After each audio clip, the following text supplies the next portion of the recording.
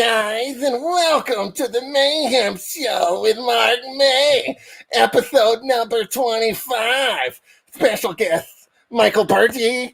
This is Gator May. I came home on the trip from the big time road trip, ladies and gentlemen. I'm so happy to be here. Oh, God, you have no idea how excited I am for the show tonight, guys. Wow.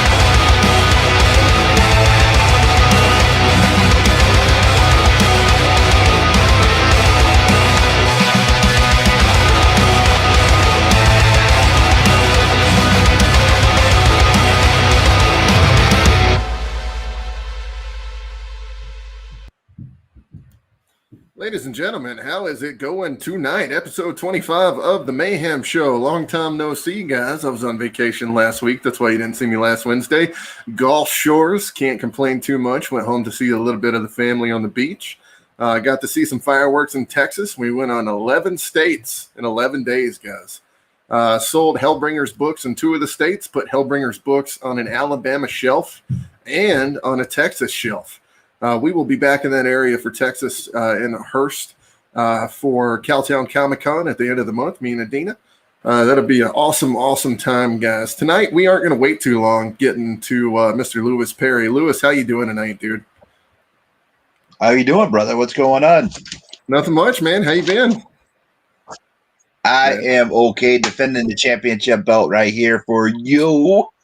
Hell that yeah, was you wrong on so many different levels. First of all, it's common knowledge of my fears of alligators, and you have to alligators and crocodiles, and you had to do that. Why? That was the best part of the show, was the intro tonight, my man. Plus, Joe McDonald says, "Hey kids, what's up, Joe?" What the hell? Plus posting those pictures everywhere. I'm like, what the hell is that? You're insane, man. First of all, before we get started, congratulations, already funded. Let's 2 days. not talk about that. The funding we can talk about. I thought you were about to talk about something else. That I had to take down. No, we cannot talk about that. Not that. I'm talking about the funding. Not talk about that, so we cannot talk about that. But what you go ahead with I'm talking about the funding, dude. Congratulations. Thank you so this much. one just skyrocketed already. It took a little bit. I had to grind and grind. It was 8 days into the campaign before we got funded, which does not happen very often, especially when you have, the superstars that we have, the story that we've already established. It doesn't happen, and a lot of people would give up, but not me, man. I knew we were going to inch and inch and inch if I just kept fighting, and it never fails. The more you fight, you will eventually get it. So that's what I had to do, man. We had to fight to get funded. We did it. I am so excited. We got 21 more days to push the campaign. That's huge, man. That's really big time. I'm going to bring on our special guest right now, my friend, Mr. Michael Bergy, so we can all talk about all this right now. Mike, what's up, dude? What's up there, gents? How are we? That is the Transformer man. It's been a long time. All I know is, Mark, you're on some serious coyote or whatever it would be for that alligator thing, right? Seriously? What is wrong I am with not. you, man? Believe it or not, Bergy, I had a scholarship in college for acting, full paid. So a lot of that stuff stems from back in the day. Okay. You guys think I'm messed up? Check this cat out. I mean, wow. Yeah. Dude, so it's great to see you, man. I insane. haven't seen you in quite a long time, Mr. Bergy. What you been up to?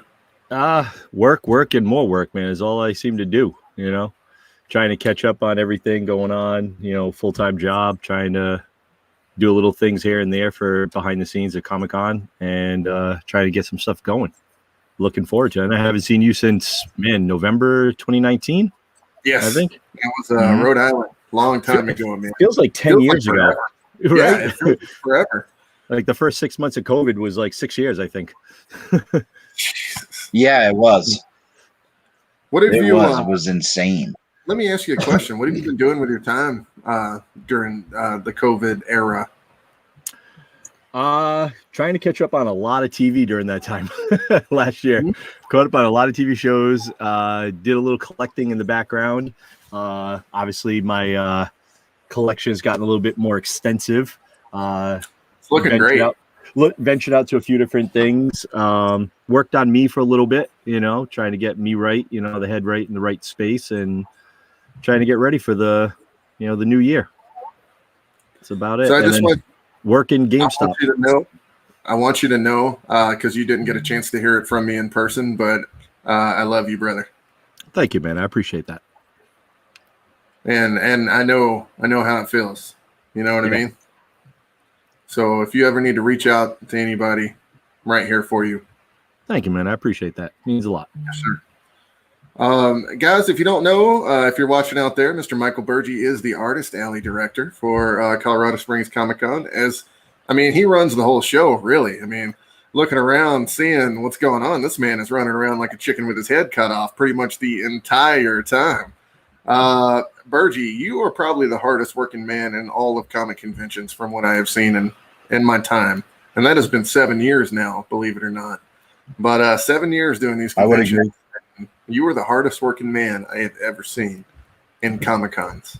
You know, I would agree. I take that as a compliment because I look at when I'm putting on, helping out putting on a show, I want to make sure that from the vendors to the artists to the cosplayers to the displays, the celebrities, and to the fans that make them all possible, I want to make sure everything's going as best as possible.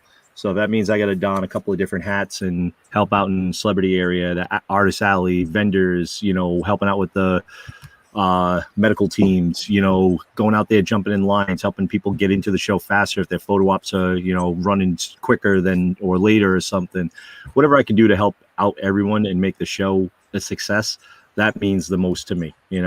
At the end of the day, if I see people walking out of a show and they've got smiles on their face, dude, that is like the best compliment I can get.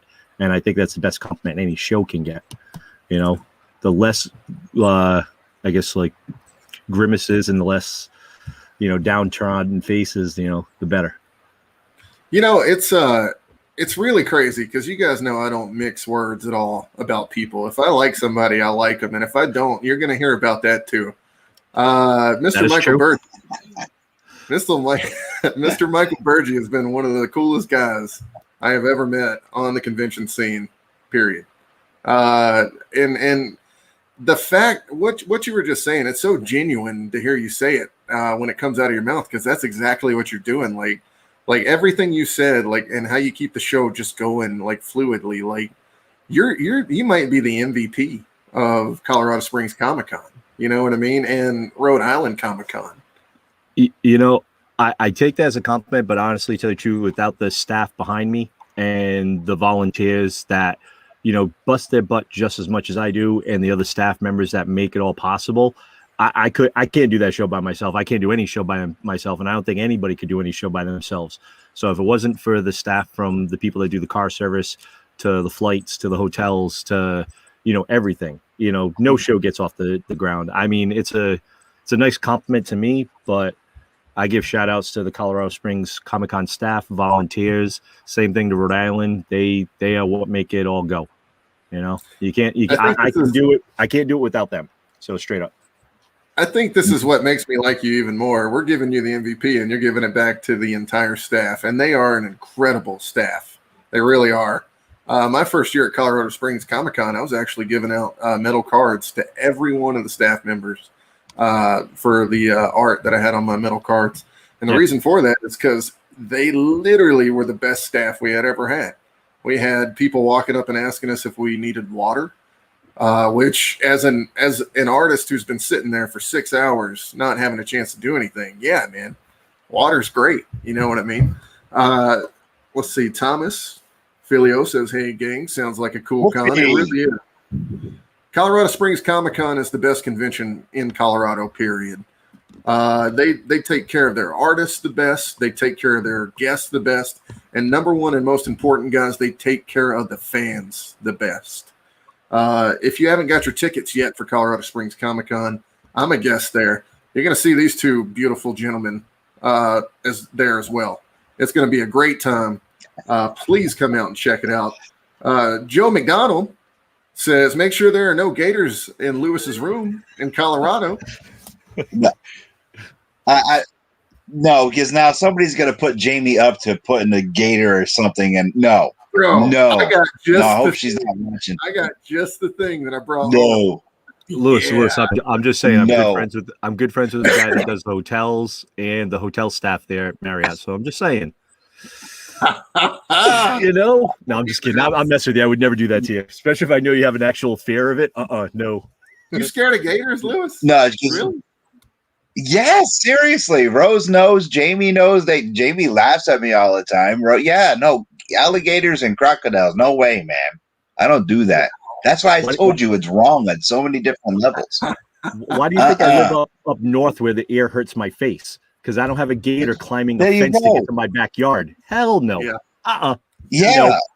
No. We were. I think it was. I forget where it was. Maybe I forget what con. And somebody goes, "Hey, would you guys like to interview the reptile people?" I said no. Jamie said yes. I was like, no. I'm not going nowhere near that. No. There was a. There we were. There's 38,000 alligators in a 408,000 acre area. So you do the math, but they're everywhere. Nope. I remember at Rhode Island Comic Con a few years ago, there was a reptile dealer there, and the guy had like alligators and stuff like that. And I have an unhealthy fear of spiders. I do not like them. I am nope, sorry, no dice. And the dude's little daughter had a tarantula on her head, and I thought it was a bonnet, like a little bow or something. I was like, oh wow, that's kind of cute. And then the thing moved. I'm not gonna lie, knee-jerk reaction. I almost smacked her in the head. Literally almost smacked her in the head, and I had to stop myself. And I was like, oh, that's like a 14-year-old little kid. Oh man, almost took her head off. I was like, nope. I'm all set. Yeah, Joe McDonald. Yeah, it was Terracon 2014. No, never. Nope.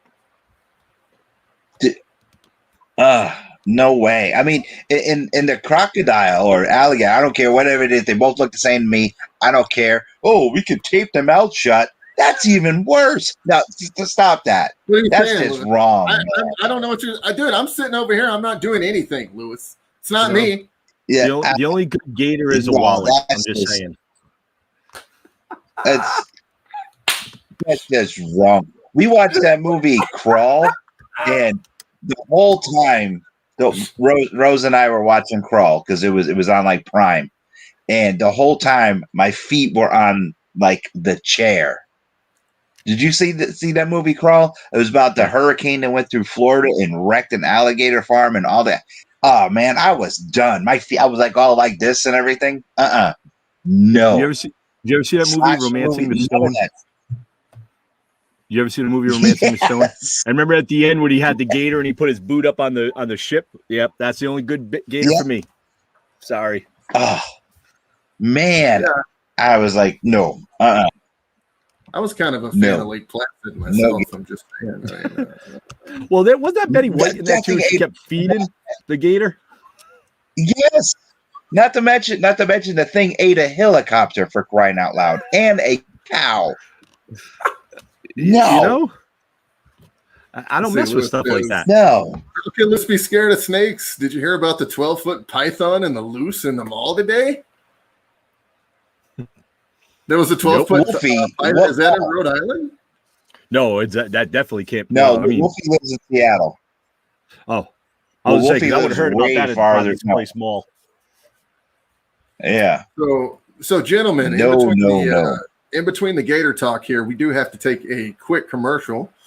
It is Hellbringers, the Ties That Bind Us on Kickstarter right now. We are funded as of today. We are sitting at $6,800, I believe. We are going to take the Lucio Perillo video right now. We're going to take a look at it. You guys ready? Bergy, you up for this? Sure. Let's do it. All right.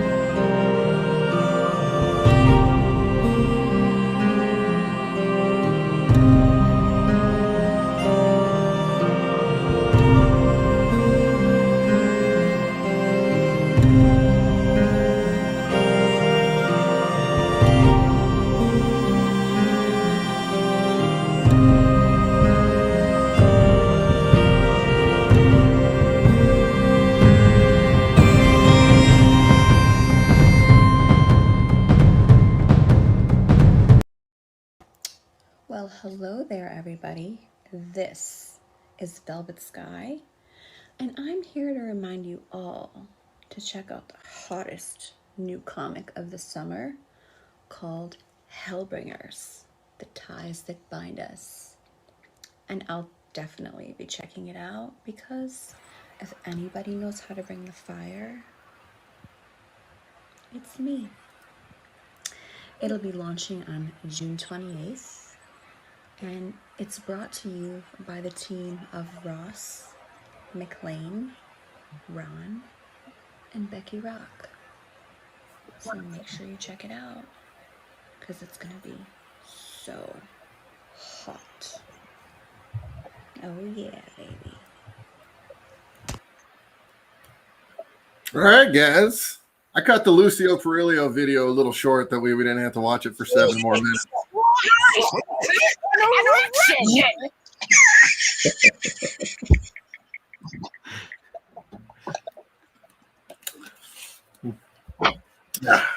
What'd you think, Berge?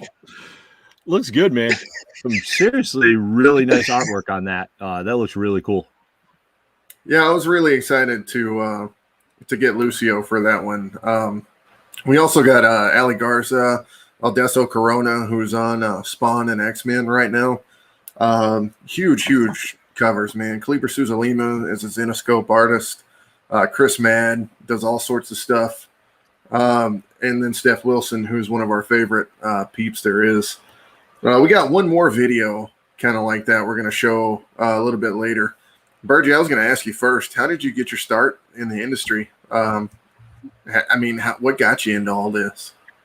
Oh, man. So I want to say back in early 2012, way back, my best friend Eric mentioned to me, he's like, hey, there's going to be a Comic-Con in Rhode Island. And I was like, all right. He's like, you want to go check it out? I was like, sure, why not? We'll go get tickets. He's no, let's go work it. We volunteer, we get a ticket. I was like, all right, why not? Let's do it. And I went down there and I volunteered. And I met the owner, Steve, and I was sitting there. And when I showed up, one of the floor that he had there, the artists and celebs were a little off. So I kind of was like, hey, can I take a look at your floor plan? He's like, who are you? I was like, I'm the guy that's going to fix your show. He just laughed and he's like, okay, here you go. And I fixed his floor plan in 10 minutes flat as to where he should put celebrities and stuff like that. And I've been a part of the show since. And my first year, I was sat with a celebrity. Sat with Erica Elinek, and that was my first time with the show. And then after that, I moved up to celebrity moves, panels, photo ops, things like that. Then I just started taking over floor plans, working the floor, working with celebrities, agents, and that's it, man. That's where I got my start, just from being a volunteer one day, and just kept with it. Wow. And talking about working your way up from opportunity, man, that's freaking awesome. Let me ask you a question. Is Rhode Island and Colorado Springs the only 2 Comic-Cons that you do? No. So we have our hands in a few different shows that we work with. Rhode Island Comic Con is, the granddaddy of them all for us. It's actually not even what started it. South Coast Comic Con is what actually started, ARE, Altered Reality Entertainment, where we started with that first. And that was, they did little 2-day shows, in some of the local hotels and stuff. And I think it was, what do they call it? Oh my God, I can't think of the word for right now off the top of my head. But we started with that, and then it went to Rhode Island Comic Con was the first one. Then we branched out to Colorado. Colorado was the second. Well, Terracon was the second one. That's right. Yeah, Terracon was right. You are right. That was the second one. And then it went to Colorado Springs. Then we do Empire State Comic Con in New York, in upstate Albany. We also have a hand in helping out with Eric Yacko for Comic-Con in Connecticut. And we have a few other ideas that might be coming down the pipeline. Some other stuff that might be in the works. Can't say anything yet, but some other stuff that might be coming down. And we also help out a few of the local shows that we're really good friends with. We assist them when we can. But we definitely do a lot. But Rhode Island, Colorado, those are the 2 big boys for us. That's awesome. I love your shows. I wish I could do every single one of them. If I lived on the East Coast, I'd be there in a heartbeat. Oh yeah. I gotta ask you, what was the comic that got you into Tell the Joe McDonald to be quiet. GatorCon. Okay. GatorCon. Mr. Joe McDonald, folks, awesome guy. Now, what was your question? What was the first comic that kind of got you into everything? So the first Comic Con that got me in, not Comic Con, Secret Wars. I had that original that got delivered to my house every month. My grandmother had actually, ordered it for me as a monthly thing, and that was my first experience with dealing with comic books and everything with it. And I remember seeing Spider-Man, the Hulk, Captain America, Thor, all these guys, and I was just like, who are these guys? Like, what are they about? And I was always a Superman fan because I grew up with Superman, and that was like my first love for movies and cartoons. But then it was like the Marvel was what first got me in, was Secret Wars. And I remember seeing Spider-Man and this man lifting up, everything he was able to do when he was a young kid. And then the Hulk holding up 500 tons of rock to keep them all from getting annihilated, and it's just like, I was hooked from there on. It was like, that's it. I'm done. I'm in, I'm all in. And I collected comics for many, many years. Superman, Spidey have always been my two go-tos. I've always liked those two characters. They've been my favorites of all time. More of a Justice League fan in the long run, but Marvel has definitely crushed it for movie-wise. I think DC does a better job with some of their comics and their animation lines, but Marvel just they can't be touched for movies right now. They're destroying the industry. And I really enjoyed the Secret Wars comic too. It came out, kind of around the time I was born, but when I started reading it in the 90s, even as a kid, I'm like, these characters are good guys and they're fighting each other. You know what I mean? You always wondered what would happen between Spider-Man or, Hulk. And even though that happened in previous issues and stuff like that, as a kid of the 90s, you don't know anything about that. You know what I mean? We didn't have Silver Age keys at any comic shop I had growing up. It was just more of the 80s stuff. And, the premier 80s book back then was Secret Wars, Yeah. And if you read it, it gets a little wild. When the Beyonder gets in there, you're just kind of like, what is going on in the story? But then it kind of shapes up a little bit. You know what I mean? I mean, you have Dr. Doom in there, the Enchantress. You've got the Wrecking Crew, so Ultron in there, Claw. I mean, they had some great villains that were from back then. Some of those villains don't get as enough recognition now. I'd love to see the Wrecking Crew. Bring them back in, absorbing and stuff like that. I think they'd be a great crew for a villain, even if it was for one movie, have them match up with somebody. I think there'd be something kind of neat, but we're not going to see that because it's not sensational. It's not selling the comics right now. But I think Marvel could turn that around with some of them, because some of their villains that no one really cared about, they could do something with. The most shocking moment in the Secret Wars, I believe it was, I'm trying to think now, I think it was issue 5, when the Absorbing Man was in concrete and Wolvie Cop chopped off his arm and he's walking around. You've never seen that in the 80s. Nope. Okay? You never seen it. He's walking around holding his arm. And, the new Spider-Woman is like, just try and put it back on. And he's like, if I turn back human, I'm going to die. Yep. And you did not see that stuff. And it was just just blew you away. Mike Zeck's artwork was just phenomenal. The covers were beautiful. Yeah. I mean, cover 1 just sold that whole 12-issue limited series for me. And then they told us it was just beautiful. And then you had issue 3 when the X-Men struck. Titania and Volcania made their first appearances in that issue. Titania and Volcania did. Yes. Yeah. And then you had Spider-Man versus the X-Men issue 3. Issue 4, the X-Men Strike Back. Oh no, that was issue 5. Issue 4 was the one that Mark was just talking about, and you, Bert, where the Hulk was 40,000 tons holding up that mountain. Oh, that's what it was. Just That's what it was. incredible. And then we get to see Doctor Doom without his mask on. It was, of course, he was all fucked up, but it was just fantastic. It was a great story. And then we get Secret Wars 2, and they just wrecked it. Yeah. But, and I mean, you think about it too, like I know Joe Max said, I hope you're still sitting on Secret Wars number 8. That's, if I'm not mistaken, Secret Wars number 8 is the first appearance of the symbiote suit Black Spider-Man, right? Right. That one. Well, you know? technically, yes and no. It was where Spidey got it. But the first appearance of Spidey in the suit, it got released or like all kinds of wonky, because remember, they put all the books on hold back then. And got about 4 they were just appearances that they share pretty much. Yeah, because they were sending out. Go ahead. They were what, Mark? Go ahead. All right, they were sending out the Secret Wars instead of the normal books, so they put Cap on hold. Yeah, it was amazing too.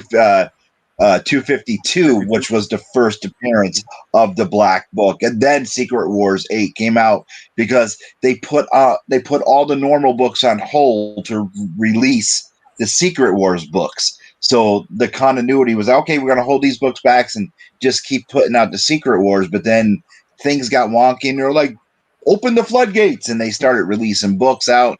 And then collectors like myself, who had to go to like Walden Books and stuff like that, because I didn't have an LCS at the time in my town, we were like just going to Stop and Shop, going to any Five and Dime, trying to grab these books off the shelf to get them to read them. It was just insane.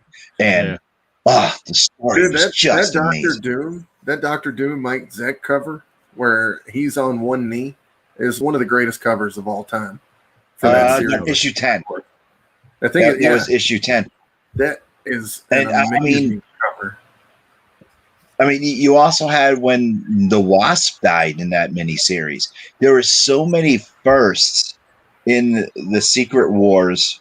It was just insane. When Rhodey told Tigra, you know, everyone was talking, oh, Tony, and he just like took off the gauntlet and said, do I look like the Iron Man you know?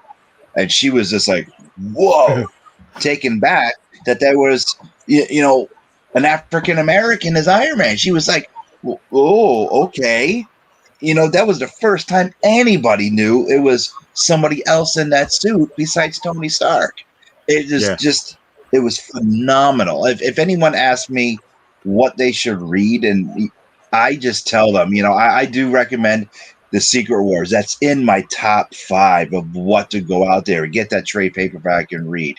It's because it's that. I mean, Crisis is there, and then of course Secret Wars is there. You got The Long Halloween is there. Return of the Dark Knight is there, and it's just a must for any fan to read because it's just fantastic. Mm-hmm. When you're talking about Identity Crisis, are you talking about the one where Sue Digny, that one, right? No, Infinity. I said Infinity Crisis. Oh, okay, my bad. The first right, yeah, no, that definitely that is one of the best reads. That's when Crisis when Suits is holding it's Supergirl, right? Or Superwoman in his arms, right?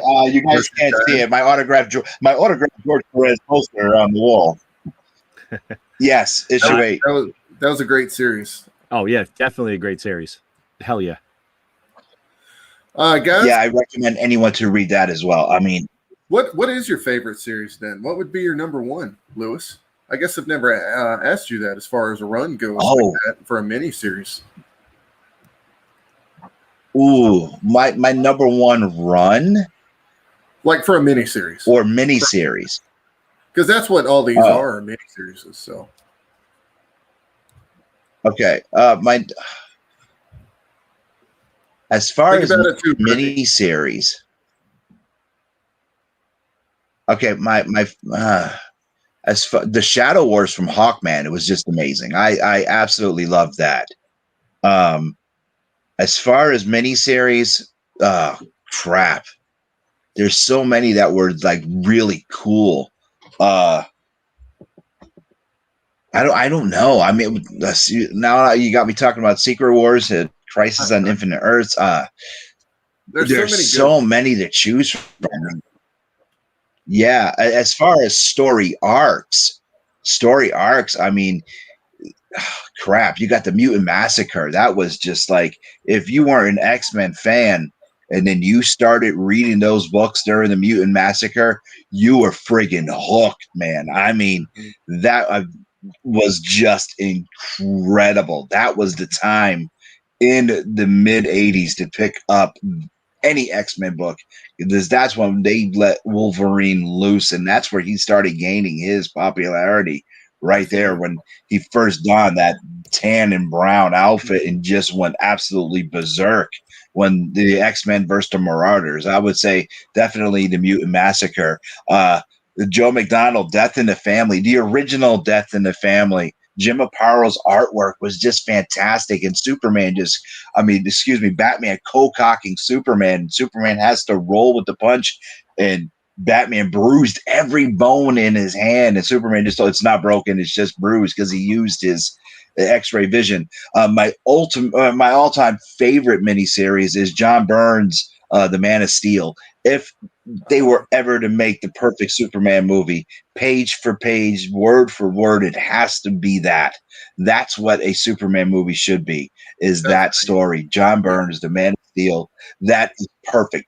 That if you want Batman and Superman to meet each other for the first time, that's how you do it in Magpie. That is the perfect Superman movie right there. Again, Joe McDonald, another one. Yeah, the original Dark Knight Returns. Oh my God, that's magic in a bottle right there. As far as complete run series, the original Elf Quest. Richard and Wendy just knocked it out of the park with that. The original, from Time Warp Comics, the black and white version. Wow. You want to read something good, go out and get the trades of that. The original Elf Quest just blew my mind as a kid. That is something I have not read it yet. I want to read it so bad. You have to read the original Quest. Definitely. Richard's in love with Jamie, by the way. You have to read. The original Elf Quest is just amazing. It's so cool. So good stuff. Book 3 as is in the collective. You got book 1, 2, and 3. Book 3 is kind of slow, especially when they find other elves. It gets really, really slow. But book 1, 2, and 4 is just phenomenal. I will check it out, friend. Ones that no one has ever read, that they should read, and the creators looked at me and go, "You have the whole run? What are you, stupid?" And Dan Mishkin and Paris Cullins, The Blue Devil. I have multiple copies of the entire run of Blue Devil Volume 1. Yes. That's DC, right? That's a DC book, right? Yeah. It is a DC book. Yeah. I have multiple copies of the Blue Devil's first appearance. I have multiple copies of the entire run. I talked to Michigan. We interviewed him on the Angry Geeks many times. We had Paris Cullins at Empire State Comic Con, actually. Yep. I had him on Angry Geeks Live many times, and they both sat there and laughed at me because I have multiple copies of the entire run of that book. It's just, he's a phenomenal character. Just get it, read it. You're going to laugh. Cool. He's a silly character. Silly before silly became cool. You know what? Definitely love it. This is crazy, man. I actually had the chance to buy Blue Devil #1 this past weekend, and I didn't do it when I was at the shop. And I didn't know. I was just sitting there looking at it. I've never seen the comic before, never heard of the character, and I'm just sitting there like, DC made a Blue Devil. Like this is awesome. Like why didn't I? No, really. That's my Blue Devil. In the Swamp Thing TV show, he was in that. Wow. And I think it was season 1 of Arrow. Oliver Queen, Stephen Amell is on a motorcycle, and he's driving down the street, and he goes by a movie theater, and on the marquee of the theater it says "Coming soon, the Blue Devil." I fanboyed out. I freaked out. I started tweeting, "Oh my God, Blue Devil!" because I was going nuts. And yes, and Joe, you're right. An underrated book, an underused character. He was even in Justice League Unlimited. And he was just there in the background. They drew him a couple times. Fantastic character. And he was silly before silly became silly. He rates up there with Ambush Bug. Fantastic. So another great story that I know it's creeping up on my bedtime. I got 15 more minutes, but Lewis, Justice League 3000. One of the most silliest books. Dude, you opened Pandora's box, man. I did, brother. You opened Pandora's box. Bergy was on the Angry Geek show. Bergy was with me on Angry Geek, so we talked for a long time. I am because he's on the same time as Z. I am totally cool with us having this badass conversation right now, but I do have to stop you for one more commercial.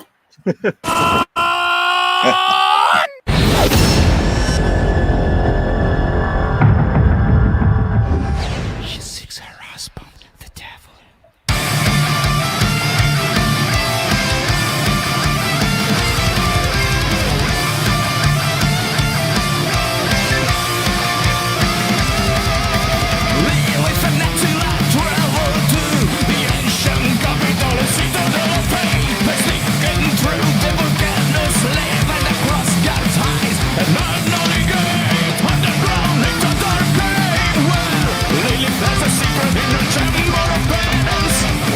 Let's get started right now.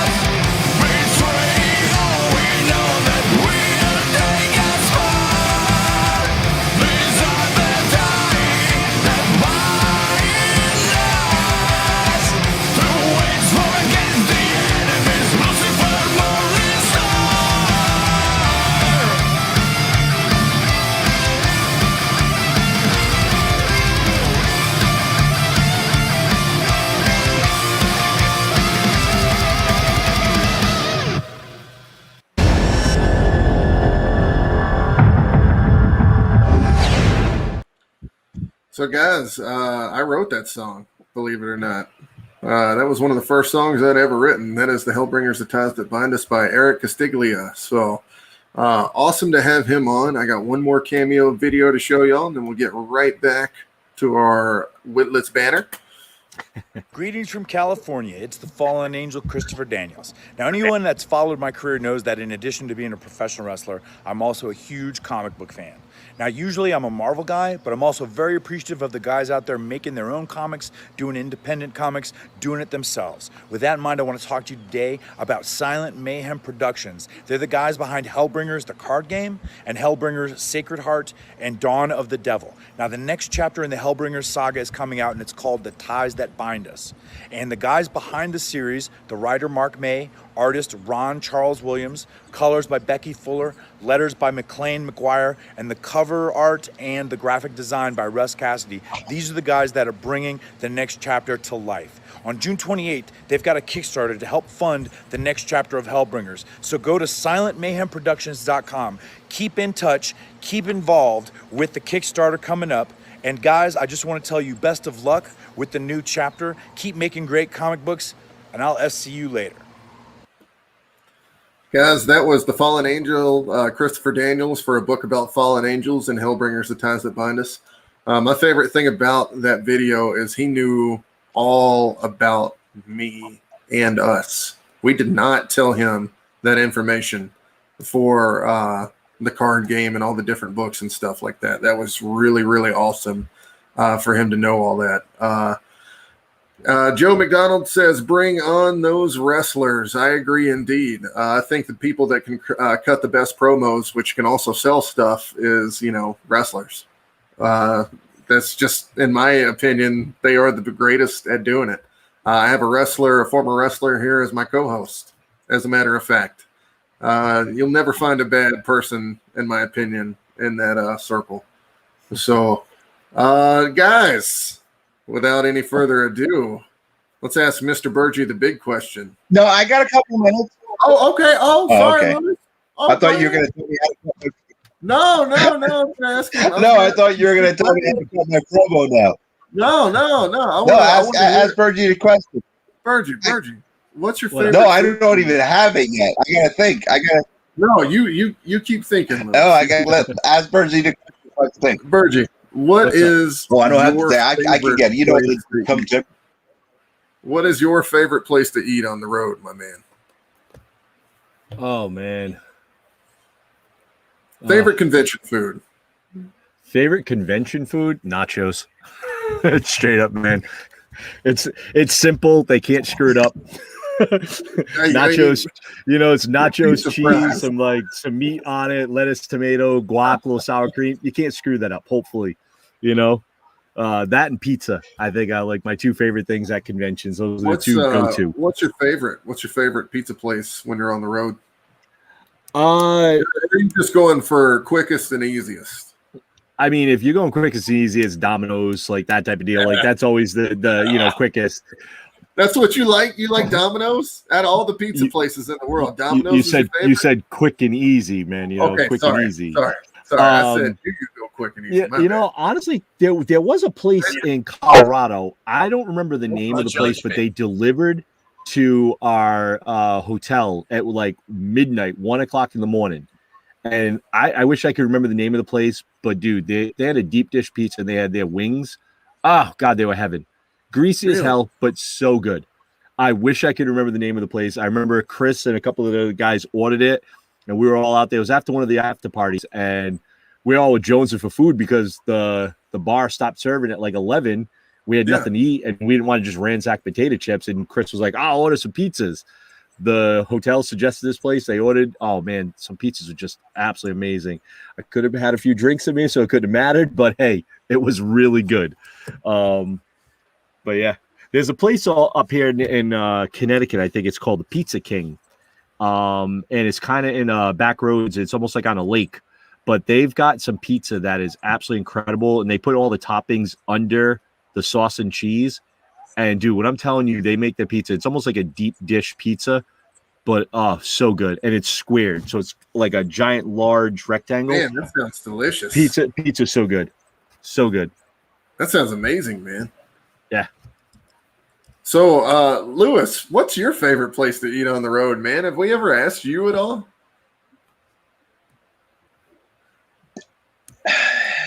See, that I'm supposed to be like on a strict diet because of the the lump that I have in my stomach, and I'm not really a fat guy. I got that thing going on in my ankle. So it's like Jamie told Rose she'll watch out for my diet, so I got to eat where Jamie wants me to eat, and can't eat nothing good. I will say one of my favorite places out in Colorado, and I wish they had them out here on the East Coast, is Witch Witch. You guys have a Witch Witch. Those are good. Witch Witch.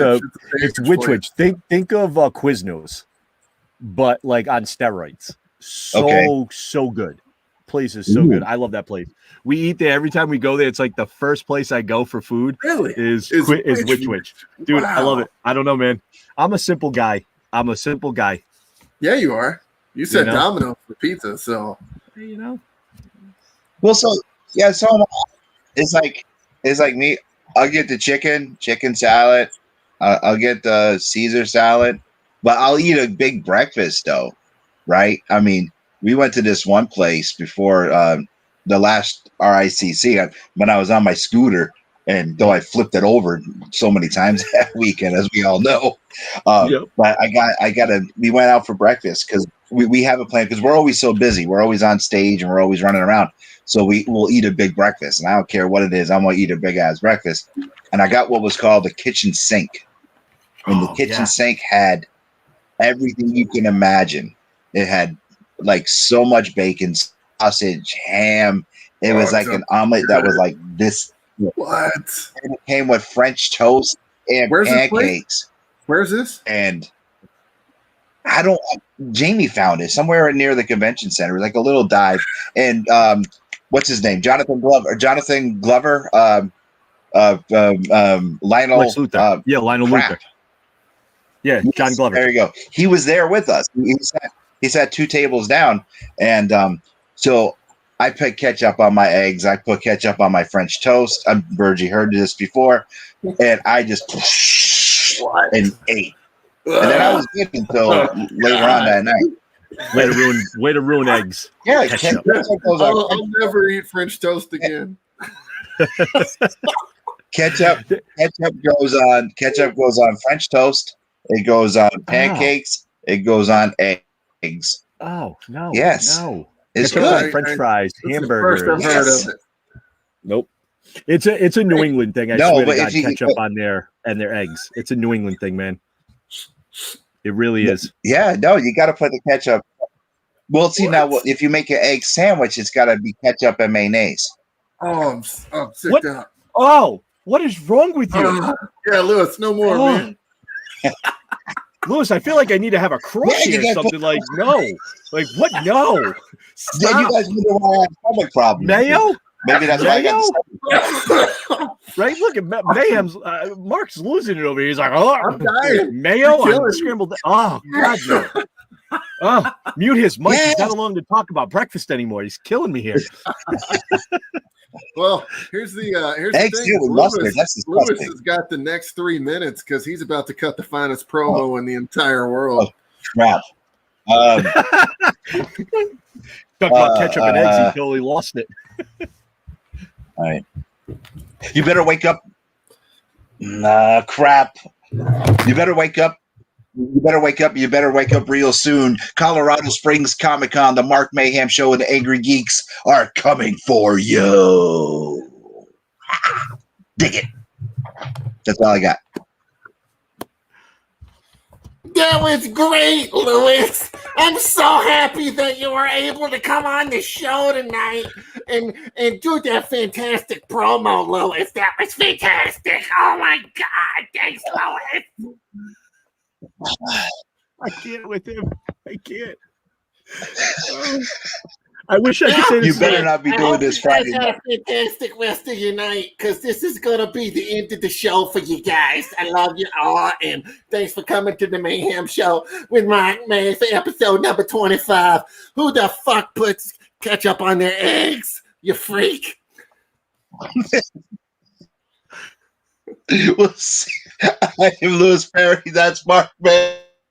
That is Michael Bergy. We'll see you on the next show. We'll see you next time, everyone. Hit the music.